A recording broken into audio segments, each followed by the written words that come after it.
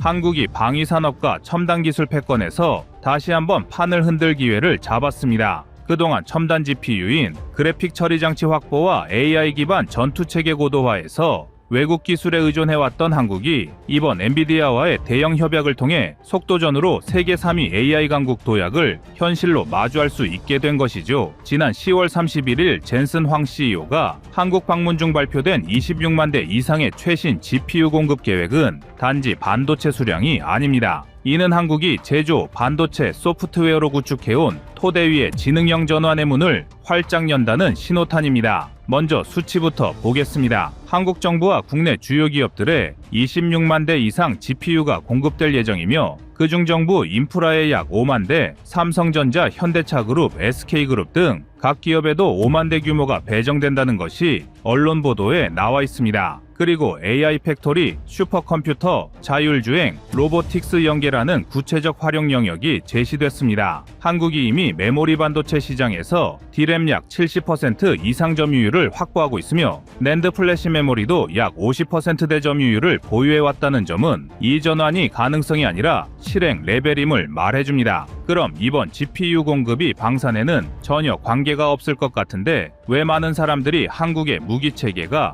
급성장할 것이라고 예견하는 것일까요? 이 선언이 한국 방위산업에 주는 의미는 결코 과장이 아닙니다. 지금까지 무기체계의 설계나 시뮬레이션은 해외 슈퍼컴퓨터나 외국 GPU 칩의 상당 부분 기대해왔습니다. 하지만 이 GPU 인프라가 한국 내에서 대량 확보되면 예컨대 고성능 메모리와 AI 연산이 결합된 자율무기의 제어와 전자전 대응, 그리고 군지분용 드론 등의 체계 고도화가 급물살을 탈 수 있습니다. 반도체 설계부터 양산까지 순환 가능한 국가가 바로 대한민국입니다.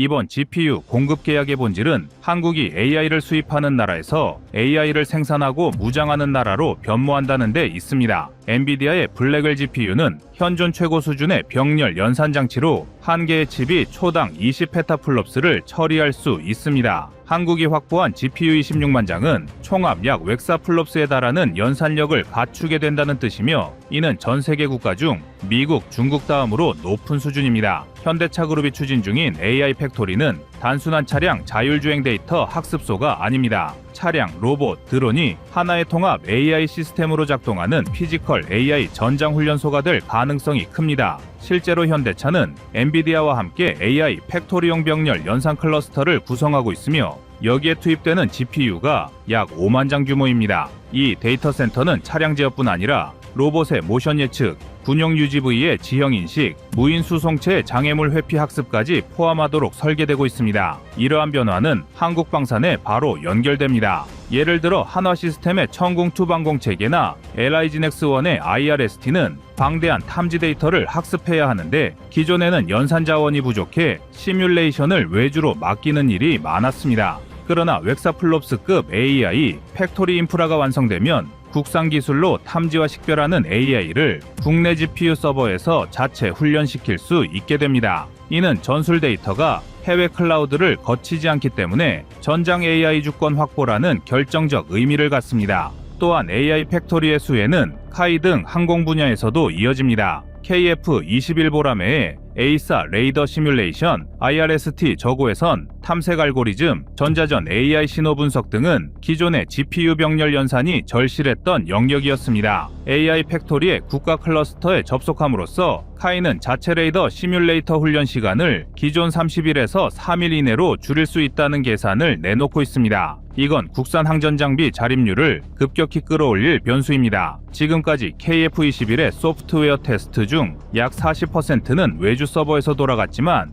이제 그 전량이 국내에서 가능해지는 셈이죠. 그리고 여기에 SK하이닉스의 HBM4 메모리가 핵심 역할을 합니다. 이 제품은 세계에서 유일하게 1.6TB/s급 대역폭을 지원하며 블랙웰 GPU의 성능을 완전하게 발휘하게 만듭니다. 이 국산 APBM4는 AI 팩토리뿐만 아니라 국방 시뮬레이터, 탄도 궤적 분석, 전자전 신호 처리 시스템 등에 바로 적용될 수 있는 소재 산업 핵심 자산입니다. 즉 AI 팩토리는 반도체, 연산 국방까지 직결되는 한 줄기 사이클을 한국이 직접 가지게 되는 겁니다. 이건 미국이나 일본조차 분리된 체계를 운영하는 것과 대조됩니다. 특히 일본의 소니 AI랩 또는 닛산의 로보틱스 연구소는 GPU 자체 생산 역량이었고 주로 엔비디아나 AMD 칩을 소규모로 임대하는 형태로 운영됩니다. 한국처럼 칩을 만들고 그걸 AI로 훈련시키고 결과물을 다시 산업에 반영하는 완전 내순환 체계는 세계적으로도 전례가 거의 없습니다.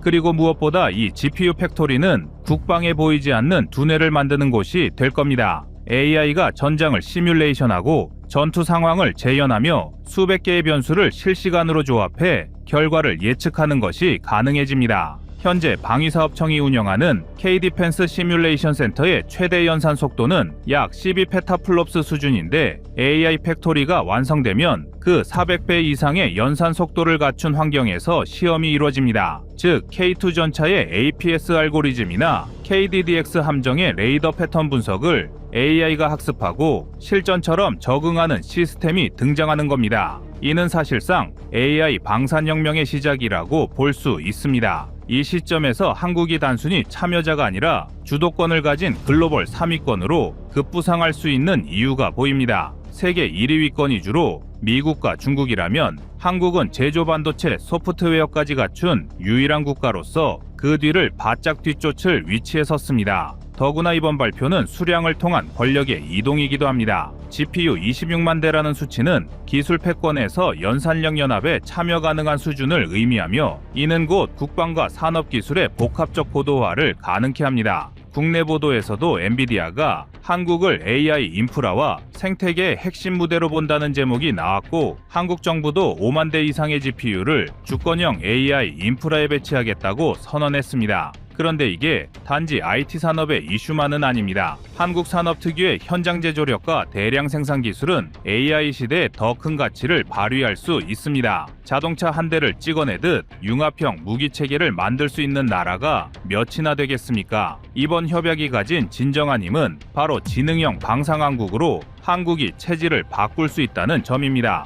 예컨대 어떤 국가든 메모리를 잘 만들 수는 있지만 메모리를 만들면서 그 위에서 AI 연산이 돌아가고 다시 그 데이터를 이용해 설계와 양산을 자동화하는 순환 생태계를 갖춘 나라는 드뭅니다. 한국은 그 생태계를 이미 갖춰왔고 이번에 그것을 확장할 기회를 잡았습니다. 그리고 이 순간 우리는 메모리 강국이라는 표현을 넘어서 지능형 시스템 강국이라는 새로운 정체성을 선언하게 된 것입니다. 한편으로는 지정학적 의미도 큽니다. 미국이 중국의 반도체 수출을 제한하면서 기술 패권이 이동하고 있는 상황에서 한국은 그 틈새에서 신뢰 가능한 기술 허브로 부상하고 있습니다. 즉 기술 패권의 중심축이 미국과 중국 양축에서 한국을 중심으로 재편될 여지가 생긴 것입니다. 이런 맥락에서 젠슨 황기, 한국을 매니어팩처링 인텔리전스의 거점이라 표현한 것 또한 과장이 아닙니다. 이제 우리는 기술이 단순 산업 수준을 넘어 국가 경쟁력과 안보의 근간이 되는 시대에 살고 있습니다. 한국이 확보하는 26만 대 이상의 GPU는 단지 연산장치가 아니라 전장의 지능화와 국가 전략 자산으로 기능할 수 있는 기반입니다. 이 연산력이 국방무기체계의 지능화, 자율화, 실시간화로 이어진다는 점에서 한국이 다음 방위산업사에서 미리 칸을 차지했다는 표현이 어울립니다.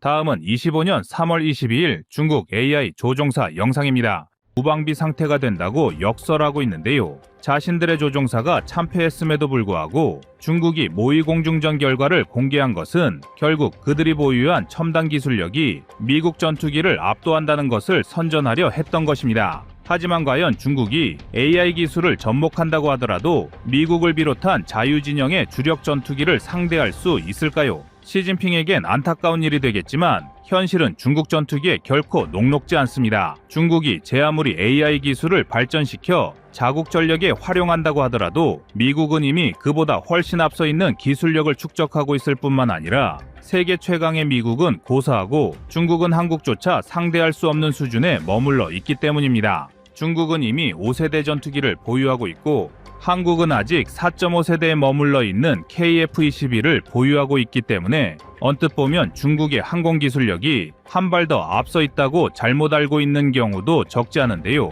그러나 전투기 분야의 AI 기술력에선 한국이 중국에 뒤지지 않으며 중국이 자신들의 AI 기술만 믿고 공중전을 걸어온다면 역으로 한국의 FA-50이 중국의 AI 조종사를 일방적으로 털어버릴 것입니다. 그래서 준비했습니다. 오늘은 미래의 공중전을 변화시킬 AI 조종사 기술에 대해 자세히 알려드리겠습니다.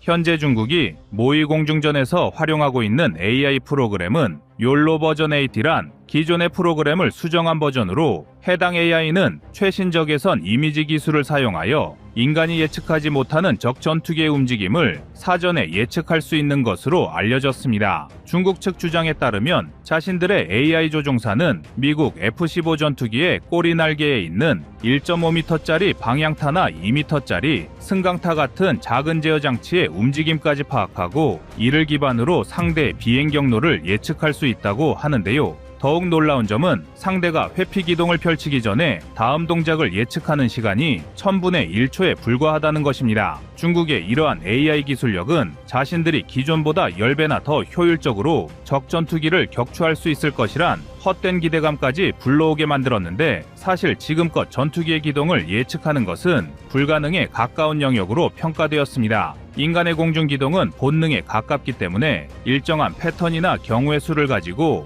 예측할 수 없었기 때문입니다. 그러나 중국은 전투기의 미세한 움직임을 분석할 수 있는 AI 기술을 개발하여 불가능을 허물고 F-15처럼 압도적인 기동성을 지닌 전투기도 무방비 상태로 만들었다며 자화자찬하고 있습니다. 하지만 해당 실험은 어디까지나 중국 측의 주장에 머물러 있을 뿐 제대로 된 실제 검증이 이루어진 것은 아닙니다. 즉, 중국이 실험 결과를 얼마든지 과장하였을 확률은 충분한데요. 지금까지 중국이 이론상의 재원으로 미국을 뛰어넘었다고 주장하다가 망신을 당한 사례는 수도 없이 많으니 중국의 첨단 기술력에 의구심을 품는 건 합리적인 의심입니다. 게다가 모의 공중전에 참여한 중국 전투기 조종사들의 실력도 이번 실험의 신뢰도를 떨어뜨리는 주요 요소 중 하나입니다. 전투기 간의 공중전은 기체 자체의 성능도 중요하지만 이를 직접 조종하는 조종사들의 역량이 훨씬 더 중요합니다. 그런데 중국 조종사의 허접한 공중전 실력은 이미 태국과의 모의 공중전에서 여실히 드러난 바 있습니다. 당시 중국군의 에이스 조종사였던 리중환은 공식 강연을 통해 중국이 태국에게 참패한 이유를 밝혔는데 가장 결정적인 원인은 중국 조종사들의 훈련이 빈약하고 전술 배합이 제대로 이루어지지 않았다는 점을 손꼽았습니다. 리중화의 발언에 따르면 태국 공군은 실전과 비슷하게 중국 전투기를 공략했으나 중국 조종사는 이에 대한 대응 능력이 없었으며 적의 공격을 어떻게 회피해야 할지 정확한 판단을 내리지 못했다는 점을 지적했는데요. 이처럼 실전 능력이 뒤떨어지는 중국 조종사들의 수준은 AI 조종사와 치른 이번 모의 공중전에서도 적지 않게 반영되었을 것입니다. 다시 말해 수준이 떨어지는 중국 조종사를 상대할 때와 실전 경험이 풍부한 자유진영의 조종사를 상대할 때는 제 아무리 AI 기술이라 하더라도 다른 결과물을 얻게 될 수 있다는 것입니다. 게다가 미국을 비롯한 자유진영은 이미 오래전부터 전투기에 AI 조종사가 탑재될 것을 예상하며 이에 대한 지속적인 훈련을 진행하고 있다는 점도 고려할 필요가 있습니다. 미국은 지금으로부터 5년 전인 2020년에도 자국 조종사들과 AI 전투기 간의 모의 공중전을 실행하였으며 이러한 훈련 기조는 지난해에도 이어졌습니다. 2024년 미국은 F-16 전투기에 AI 조종사를 탑재한 후 유인 전투기와 610m까지 근접하여 공격과 방어를 주고받는 훈련을 실시하며 미래 공중전에 대비하는 행보를 꾸준히 보여주고 있습니다.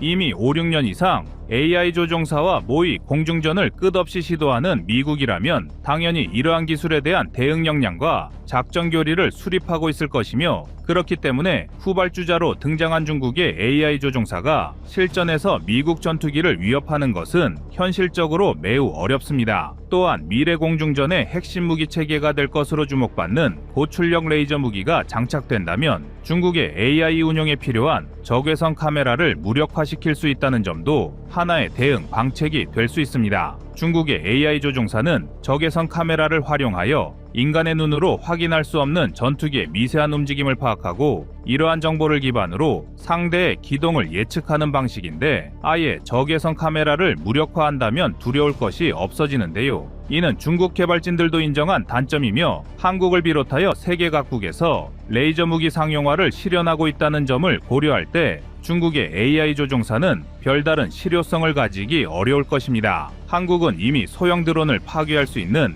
레이저 대공 무기를 실전에 배치하기 시작했으며, 이를 바탕으로 KF-21 등 전투기에도 레이저 무기 장착을 연구하고 있습니다. 국방부 관계자의 발언에 따르면 한국은 2028년 이후 전투기 탑재 레이저 무기 개발이 가능할 것으로 보이며, 향후 2035년쯤에는 실전 배치까지 가능할 것으로 예상되는 상황인데요. 군 당국과 관련 기관의 전폭적인 지원이 가능하다면 개발 기간을 단축하는 것은 어렵지 않은 일이며, 중국이 AI 조종사를 실전에 활용할 때가 된다면 한국은 KF-21과 레이저 무기를 전력화하고 만반의 대비 태세를 완료할 것입니다. 이처럼 중국은 자신들의 첨단 기술력이 자유진영의 주력 전투기들을 완전히 무력하게 만들 것이라 호언장담하는 것과 달리 실상은 아직 구멍이 많은 단계에 머물러 있습니다. 그렇다면 반대로 우리 대한민국의 AI 기술은 어느 정도 수준에 올라와 있을지 살펴보는 것도 필요한데요. 한국은 2030년 이후부터 완전 자율형 AI가 FA-50을 조종하여 KF-21 유인 전투기와 유무인 복합 체계를 구성할 수 있도록 체계를 개발하고 있습니다. 그리고 이를 실제로 구현하기 위해 2027년에는 유무인 편대 비행과 자동 표적 식별, 회피 비행 등의 실증 절차에 돌입할 계획입니다. FA-50의 무인 전투기 개량을 위한 AI 연구 비용에만 1,500억 원의 예산이 투입될 예정인 만큼 앞으로 한국도 AI 조종사를 활용하여 아군의 작전 효율성을 더욱 끌어올릴 것으로 기대를 모으고 있는데요. 한국군은 아직 불완전한 AI 기술을 완전히 맹신하는 것보다는 유인 조종사가 탑승할 KF-21과 편대를 구성하여 유무인 체계의 장점을 혼합하고 단점을 상쇄하는 방향으로 큰 그림을 구상하고 있습니다. 이러한 시각은 미국 공군의 견해와도 일맥상통하는데, F-35를 비난하는 머스크에 맞서 미 공군 장성들은 여전히 유인 전투기의 중요성을 강조하고 있습니다. 미군 장성들은 언젠가 AI가 인간의 뇌를 대체하는 날이 올 수도 있지만 아직은 그렇지 않다는 점을 지적하며, 전장에서 내리는 중요한 판단은 반드시 사람이 해야 한다는 점을 강조했습니다. 다시 말해 중국처럼 무조건 AI 조종사가 적 전투기를 모조리 제압할 것이라 믿는 생각은 매우 오만한 판단이며, 복잡한 전장에서 정확한 판단을 내리기 위해서는 무인 전투기와 AI 기술을 종합적으로 활용하는 유인 조종사의 역할이 중요하다는 것입니다. 따라서 한국은 다양한 활용성을 지닌 FA-50에 AI 기술을 접목하여 무인 전투기로 개량하되 전체적인 작전을 지휘하는 것은 사람이 탑승한 KF-21이 맡음으로써 유인 전투기와 무인 전투기의 시너지를 극대화하는 방향을 선택하였습니다. 바야흐로 AI 기술은 미래 공중전에서 승패를 가르는 핵심 기술이 될 것입니다. 하지만 중국은 이처럼 중요한 기술을 단순히 미국 전투기에 대한 우위 요소로 선전하기만 바쁜 모습을 보여주고 있는데요. 중국이 첨단 기술력을 실질적인 군사작전에 어떻게 활용할 것인지 깊은 고민을 하지 않는 점은 반대로 우리 공군에겐 더할 나위 없이 반가운 일입니다. 한국이 급변하는 국제사회의 안보 환경을 극복하고 미래 전장에서 승리하기 위해서는 대외 선전에만 혈안이 된 중국을 반면교사로 삼아 첨단 기술력을 전술적으로 어떻게 더 효율적으로 사용할 것인지를 고민해야 할 것입니다.